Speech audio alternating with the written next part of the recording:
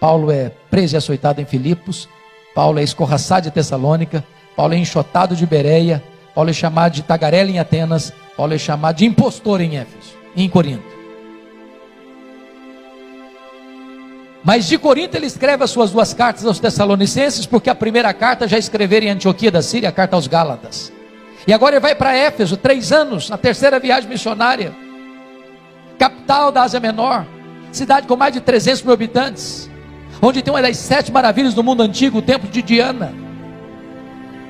Uma cidade fortemente idólatra, uma cidade fortemente marcada pelo ocultismo, e para mim é um dos maiores milagres do cristianismo, que Paulo passa 3 anos nessa cidade, sem rádio, sem televisão, sem jornal, sem Bíblia impressa, sem zap zap, e ele impacta a cidade, a ponto da idolatria recuar, a ponto das pessoas feiticeiras queimarem os seus livros de magia em praça pública, a ponto da palavra de Deus prevalecer. Nesses 3 anos, Paulo planta igreja em toda a região: Esmirna, Pérgamo, Tiatira, Sardes, Filadélfia, Laodiceia, Hierápolis, Colossos. Um milagre, um avivamento espiritual, pelo poder do Espírito Santo de Deus. Não de forma fácil. Ele diz: eu enfrentei feras, eu enfrentei lutas maiores do que minhas forças, mas a despeito das lutas, a obra de Deus avança. Agora ele está saindo de Éfeso. Por que ele está saindo de Éfeso? Ele está indo para Jerusalém levar uma oferta para os pobres da Judeia. Por que isso? Gálatas 2,10 diz que ele assumiu um compromisso com os líderes da igreja de ir para os gentios, mas não se esquecer dos pobres. Diz Atos 18,2 que no tempo de Cláudio, o imperador, houve uma grande fome no mundo, e Cláudio por isso expulsa os judeus de Roma, e esses judeus retornam agora para a Judeia, sem casa, sem propriedade, sem lavoura, e estão passando necessidades, e Paulo faz uma grande coleta nas igrejas gentílicas, para levar para os pobres da Judeia, querendo costurar não apenas cuidado do ponto de vista físico, material, mas também de costurar a unidade espiritual de igrejas gentílicas e a igreja judaica. Quando ele está indo, ele se reúne com os presbíteros de Éfeso e diz assim para eles: o Espírito Santo me assegura que o que eu vou enfrentar pela frente são cadeias e tribulações, mas ele diz assim: em nada considero a vida preciosa para mim mesmo, conquanto que eu complete a minha carreira e o ministério que eu recebi do Senhor Jesus, para testemunhar o evangelho da graça de Deus. Ele chega em Cesareia, e Ágabo o prende com um cinto e diz: eles vão te prender lá. E os discípulos tentaram demovê-lo. Ele diz: eu estou pronto não só a ser preso, mas a morrer por Jesus em Jerusalém. E ele chega em Jerusalém e é preso. Conspiram contra ele para matá-lo. Conspirata descoberta, e Paulo então é levado a Cesareia, e fica 2 anos sendo acusado pelos judeus, sob o governo de Félix e Festo, e diante da fraqueza de Festo, pronto para entregá-lo para o Sinédrio, para ganhar apoio político, Paulo entende a trama e diz: eu sou cidadão romano e quero ser julgado em Roma. Festo diz: para Roma você quer ir? Para Roma você irá. Deus havia dito em Atos 23:11: coragem, Paulo, assim como você deu testemunho em Jerusalém, eu quero que você dê também em Roma. Deus o queria em Roma, Paulo queria ir para Roma. Quando ele parte para Roma, ele enfrenta um naufrágio. Você pode entender isso? Tinha 276 pessoas naquele navio. O desespero tomou conta de todo mundo. A morte mostrou para eles a sua carranca. E um anjo apareceu para Paulo e disse: coragem, Paulo, ninguém vai morrer. Eu entreguei toda essa gente na sua mão, mas é necessário que vocês vão andar numa ilha. Quando o dia amanheceu, eles avistaram a ilha de Malta. O navio se arrebenta todo, ninguém morre, todos são salvos. E os malteses, bárbaros que não falavam grego, prepararam uma grande fogueira para aquecê-los. Paulo foi o único que quis manter a fogueira acesa, pegou um punhado de gravetos e jogou no fogo, e quando ele joga o punhado de gravetos no fogo, do fogo brota uma víbora e prende na mão dele. Aquela cobra tinha 276 outras opções para morder, mas logo na mão do Paulo, os bárbaros gritaram na hora: é um assassino, tenta se livrar do mar, a justiça não deixa viver, vai cair, vai inchar, vai morrer. Não caiu, não inchou, não morreu, mudaram de opinião, é um Deus. Não, agora não é nem um assassino, nem um Deus, é o servo do Deus vivo. Quando você lê Atos, você vai notar que não foi a tempestade que o levou para Malta, foi a mão da providência divina. Porque o pai do prefeito estava doente, ele orou por ele, ele foi curado, os demais enfermos vieram, ele orou por eles, eles foram curados, e agora Paulo passa os 3 meses de inverno rigoroso ali, e os malteses o mandam para Roma com todas as suas necessidades supridas. Quando eu chego em Roma, fica 2 anos preso, e ele escreve aos Filipenses 1:12 assim: meus irmãos, eu quero que vocês saibam que as coisas que me aconteceram têm antes contribuído para o progresso do Evangelho. Que coisas são essas, Paulo, que você está falando, que aconteceram para você? Eu podia resumir para nós assim: olha, eu fui perseguido em Damasco, eu fui rejeitado em Jerusalém, fui esquecido em Tarso, eu fui apedrejado em Listra, fui preso e açoitado em Filipos, fui escorraçado em Tessalônica, eu fui enxotado de Bereia, fui chamado de tagarela em Atenas, eu fui chamado de impostor em Corinto, eu enfrentei feras em Éfeso, eu fui preso em Jerusalém, eu fui acusado em Cesareia, eu enfrentei um naufrágio para Roma, eu fui picado por uma cobra em Malta, eu cheguei em Roma preso e algemado, mas eu quero que vocês saibam que as coisas que me aconteceram têm antes contribuído para o progresso do Evangelho. Esse homem não crê em acaso, esse homem não crê em sorte, esse homem não crê em olho gordo, esse homem não tem medo de sexta-feira 13, esse homem sabe que a mão de Deus dirige o seu destino. Porque ele estava preso em Roma, diz ele em Filipenses 1, 3 coisas aconteceram. Primeira coisa, a igreja foi mais encorajada a pregar. Quando viram Paulo preso, algemado, trabalhando mais do que eles se mexeram. Isso levou Ray Stedman, de saudosa memória, fazer uma declaração insólita. Ele diz assim: um dos mais eficazes métodos de crescimento de igreja, eu não gosto muito desse método, é o seguinte: bote os pastores na cadeia e a igreja crescerá. Segunda coisa, porque Paulo estava preso, ele diz: toda a guarda pretoriana tomou conhecimento das minhas cadeias em Cristo. Sabe o que está acontecendo aqui? Paulo ficou 2 anos preso. Ele era prisioneiro de César, sob a égide do imperador, dentro do palácio do imperador. Tinha que ficar um soldado preso com ele, algemado com ele, todo dia, 3 turnos por dia. E lá estava a guarda pretoriana. Sabe o que era a guarda pretoriana? Era a guarda de elite do imperador. Eram os soldados da mais alta patente do império. Eram 16 mil soldados de escol, algemado com Paulo, todo dia em rodízio. O que Paulo fez com eles? Evangelho neles, evangelho neles, evangelho neles, evangelho neles. Depois de 2 anos, toda a guarda pretoriana estava evangelizada. Se Paulo estivesse solto, ele jamais teria acesso àquele grupo de elite do império, de gente que trafegava pelo corredor do palácio, que tinha influência política no império. Irmãos, Deus não cochila, Deus não dorme, Deus não usa rascunho nos seus planos, Deus não precisa fazer upgrade nos seus propósitos. O plano de Deus é perfeito, louvado seja Deus. Terceiro, porque Paulo estava preso, ele não podia visitar as igrejas. O que é que ele fez? Começou a escrever cartas. As cartas da primeira prisão: Efésios, Filipenses, Colossenses, Filemão. Se Paulo estivesse solto, talvez nós não teríamos essas joias na nossa Bíblia. Quando você pensa que a sua vida está de ponta cabeça, Deus está escrevendo o capítulo mais emocionante da sua história. Dessa primeira prisão, Paulo pediu para sair, Paulo orou para sair, e Paulo saiu. Mas não saiu para se aposentar, não saiu para vestir um pijama, não saiu para deitar numa cadeira de balanço, porque não tem aposentadoria no reino de Deus. Enquanto tiver um fiapo de vida e um fôlego nos seus pulmões, você precisa fazer a obra de Deus.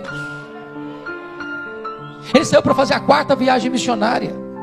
Ele deixou Tito em Creta, deixou Timóteo em Éfeso.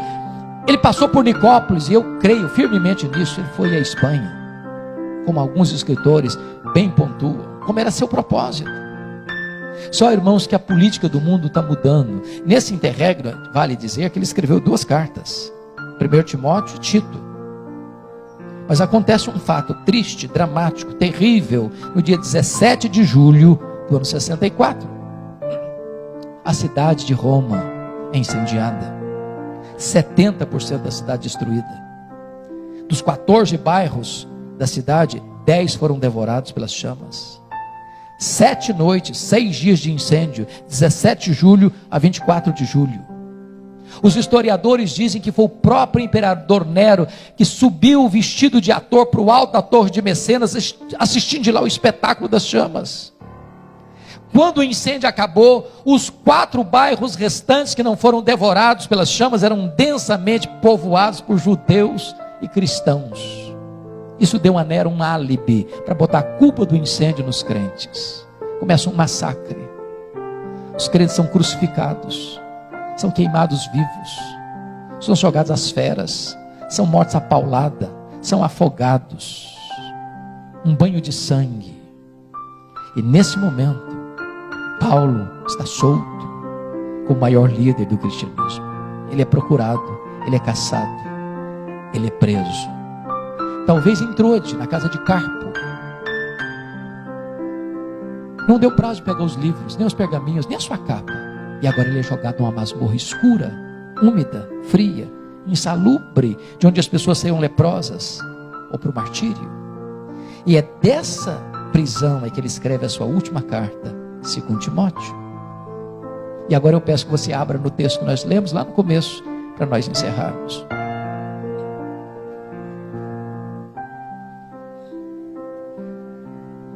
A grande pergunta é: o que é que esse homem está sentindo? O maior pregador, o maior apóstolo, o maior pastor, o maior evangelista, o maior missionário, o maior plantador de igrejas da história do cristianismo, está preso, abandonado, cheio de cicatrizes. Na chegada do inverno, ele vai fazer para nós uma avaliação assim. A primeira avaliação que ele faz é a avaliação do seu passado.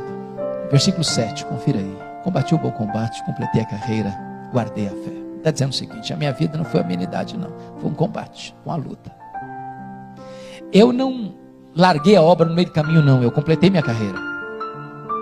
Eu não prostituí minha consciência não, eu não vendi meu ministério por dinheiro não. Eu guardei a fé. Segunda coisa que ele vai fazer é uma avaliação do seu presente. Olha o versículo 6. Quanto a mim já estou sendo oferecido por libação, e o tempo da minha partida é chegado. Sabe o que ele está dizendo? Não é Roma que vai me matar não, eu que vou me entregar. Eu não vou me entregar para Roma não, vou me entregar para Deus, como oferta de libação ao Senhor. E eu não vou morrer também não, eu vou partir. Porque a palavra partida aí é um eufemismo para morte. Essa palavra partida no grego tem 3 significados. Primeiro, significa tirar o fardo das costas de alguém. Sabe o que é morrer para um crente? Diz Apocalipse 14:13, é descansar das suas fadigas.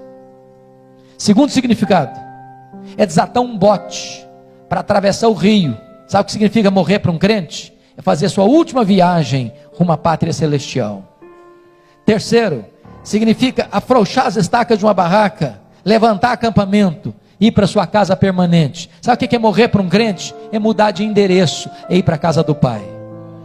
Paulo não está com medo de morrer, porque sabe em quem tem crido e sabe para onde está indo. A terceira avaliação que ele faz é a avaliação do seu futuro, no versículo 8. Já agora a coroa da justiça me está guardada, a qual o Senhor reto juízo me dará naquele dia, não apenas a mim, mas a todos quantos amam a sua vida. Sabe o que ele está dizendo? Eu não estou indo para o cadafalso não, eu estou indo receber a coroa da justiça. Não importa se Nero vai me considerar culpado, o que importa é que o Rei dos Reis, diante de quem todos vão ter que comparecer, já me declarou justificado, e o que eu vou receber é a coroa da justiça. Mas apesar disso, irmãos, esse homem não é um super-homem, e nem nós deveríamos querer ser. Ele é um homem que tem sentimentos. E o que eu acho bonito em Paulo é que ele, ao fechar as cortinas da vida, não tem vergonha nenhuma de compartilhar conosco as suas lutas. E ele vai mostrar para nós alguns dramas que ele viveu. Primeiro drama da solidão. Olha o verso 9. Procura vir ter comigo depressa. Olha o versículo 21. Venha, mas venha antes do inverno, meu filho. Olha o versículo 11. Quando você vier, filho, traz Marcos contigo. Ele me é útil para o ministério. Eu amo esse versículo, porque ele me remete a Atos 15, 36 a 41, quando um dia Paulo disse assim: esse rapaz não serve para andar comigo, eu não o quero comigo, ele não serve para ser meu companheiro. Agora Paulo, já velho, já encanecido, já cheio de cicatrizes, está dizendo: eu quero esse menino comigo, eu preciso dele ao meu lado, eu quero encostar minha cabeça no peito dele antes de morrer. Sabe o que significa isso, irmãos? Você nunca é tão grande como quando você é humilde. Não desça a sepultura com pendências emocionais na sua vida. Tenha coragem de pedir perdão. Tenha coragem de tratar de relacionamentos machucados e feridos. Não deixe gente ferida por suas próprias mãos antes de partir para o Senhor. Segundo drama que esse homem enfrenta é o drama do abandono. Olha o versículo 10. Porque Demas, tendo amado o presente século, me abandonou.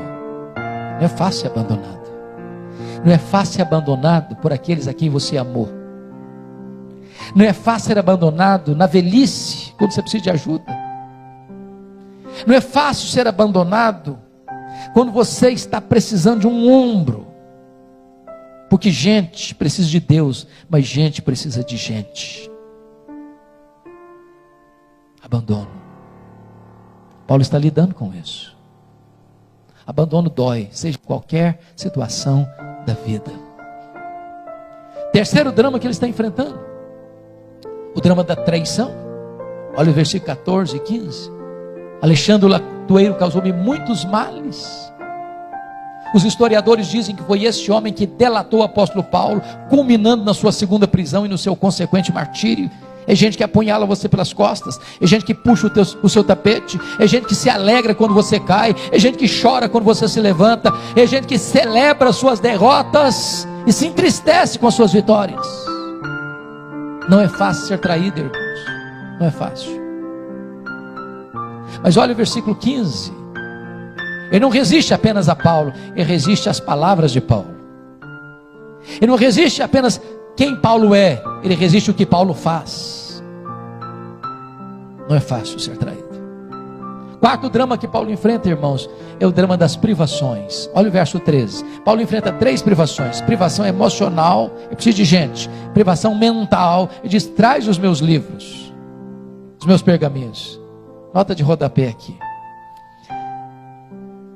Gente, Paulo sabe que vai morrer. Sabe que vai morrer, mas quer estudar um pouco mais. Tem gente que passa a vida inteira e não lê nada, pois Paulo está querendo ler, sabendo que está sentenciado à morte. Alimente a sua mente. Estica o seu cérebro. Estude. Você, pastor, no momento que cessar de aprender, você cessa de ensinar. Você não pode se alimentar de leite magro e destilar néctar para o povo. Você precisa ler e estudar até o último dia da sua vida. Terceira privação que esse homem enfrenta: privação física. O irmão, o inverno está chegando, e ele diz: traz a minha capa, meu filho, quando você vier. Lá em Roma faz temperatura abaixo de 0. Dentro de uma masmorra é tão frio lá dentro quanto lá fora. Vocês sabem que gente velha sente mais frio que gente nova. Está dizendo, meu filho, se você não trouxer minha capa, eu vou morrer de frio, antes de ser degolado. Sabe o que me impressiona, irmãos? É que o maior pastor, maior missionário, maior apóstolo, maior líder, maior plantador de igrejas, maior teólogo do cristianismo, não tem uma capa velha para usar no inverno. Se Paulo fosse lido pelas leis da teologia da prosperidade, seria um fracasso.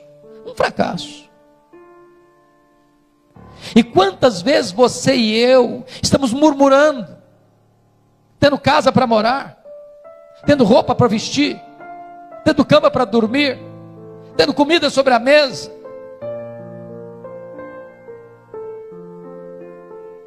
mas a última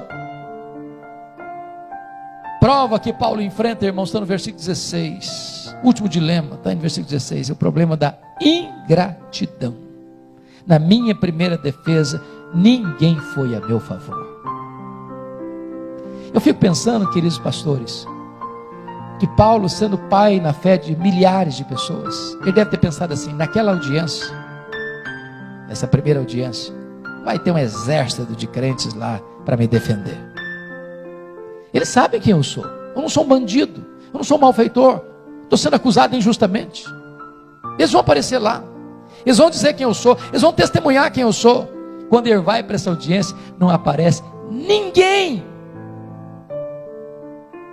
Eu acho que Paulo olhou para a porta dos fundos: vai entrar um crente, vai entrar um crente. Não entrou ninguém. É você se debulhar, é você se esforçar, é você se doar, fazer uma obra com amor, com paixão, com lágrimas, com sangue. E na hora final da vida, quando você está fechando a cortina da vida, você precisa de alguém do seu lado, ninguém aparece. Ingratidão. Mas bendito seja Deus pelo verso 17. Mas o Senhor me assistiu e me revestiu de forças, para que por meu intermédio a pregação fosse plenamente cumprida, e todos os gentios ouvissem, e fui libertado da boca do leão. O Senhor me guardará de toda obra maligna, e me levará salvo para o seu reino celestial. Pode faltar para você o apoio dos homens, mas não faltará para você o socorro de Deus.